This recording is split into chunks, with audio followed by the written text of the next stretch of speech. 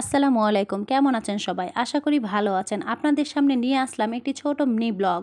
শখ করে অনেক দিন আগে একটি লাউ গাছ লাগিয়েছিলাম। লাউ গাছে লাউয়ের চাইতে পাতার ফলন এতটাই বেশি যে পাতা দিয়ে কী করব ভেবেই পাচ্ছিলাম না। তাই মনে হলো লাউ পাতা আর আলু দিয়ে ভর্তা করি। তার জন্য কয়েকটি কচি লাউ পাতা তুলে নিয়ে কেটে ধুয়ে পরিষ্কার করে নিলাম। পাশাপাশি কয়েকটি আলু নিয়ে ছিলে নিলাম। এইবার চাল ধুয়ে প্রেসারে চাল দিয়ে কয়েকটি আলু ধুয়ে প্রেসার কুকারে দিয়ে দিলাম। আজকে আমি প্রেসার কুকারে ভাত ভর্তা করব। এরপর কয়েকটি লাউ পাতা দিয়ে তার উপরে লবণের ছিটা দিয়ে দিব। এভাবে দুই একবার দিয়ে শেষ পাতায় লবণ ও কয়েকটি কাঁচামরিচ দিয়ে সব পাতা একসঙ্গে ভাঁজ করে সিদ্ধতে বসিয়ে দেব। রান্না হয়ে গেলে লাউ পাতা আলু বের করে নেব। এরপর লাউ পাতা ও আলুগুলো একসঙ্গে ম্যাশ করে নেব। তারপর কেটে রাখা কুচানো পেঁয়াজ, মরিচ ও ধনেপাতা লবণ ও তেল দিয়ে মেখে নেব।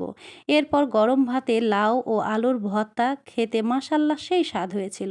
পাশাপাশি অন্যান্য তরকারি থাকার পরেও ভাত ভর্তা খেতে অনেক স্বাদ।